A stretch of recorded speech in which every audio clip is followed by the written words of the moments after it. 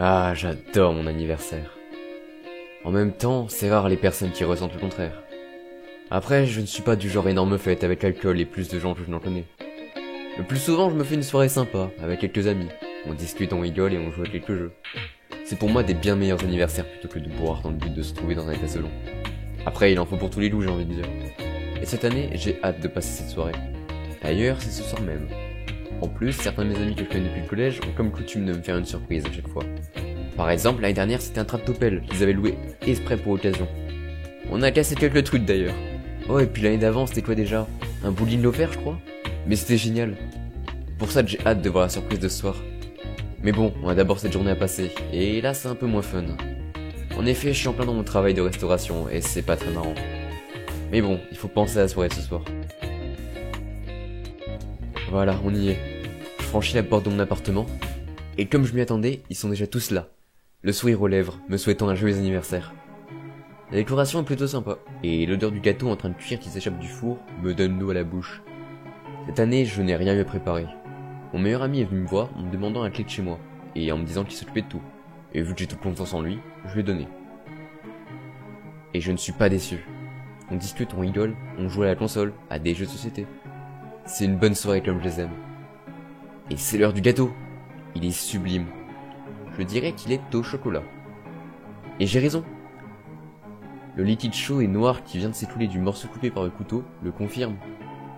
Il est vraiment hyper bon. Tout le monde a l'air de passer une bonne soirée. C'est cool.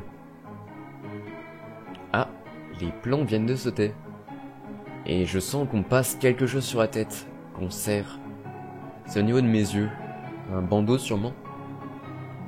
En plus, j'entends que c'est l'heure de ma surprise. Trop bien. Hâte de voir ce que ça va être. Même si je ne vois rien, on me guide. Et j'entends tout. Et je ressens ce sur quoi je marche. Ce que je frôle.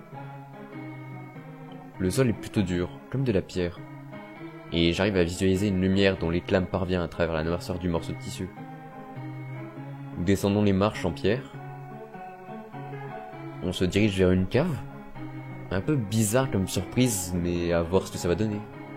J'entends un petit bruit étouffé. On passe une porte, en métal je dirais. Vu le bruit, elle grince beaucoup. J'entends cette dernière se fermer une fois qu'on est passé. Ah, on me dit que c'est bon. On m'arrête. Je n'ai aucune idée de la surprise que ça peut être. Peut-être une piñata? C'est marrant les piñatas quand même. Je sens la pression du bandeau se relâcher. Il tombe au sol. Je suis aveuglé par la lumière très vive de la pièce dans laquelle on se trouve. Je mets quelques secondes à retrouver la vue. Nous sommes bel et bien dans une cave, une sorte de cellier. Malgré les quelques bribes de lumière qui restent encore sur ma vue, je vois 4 personnes en face de moi.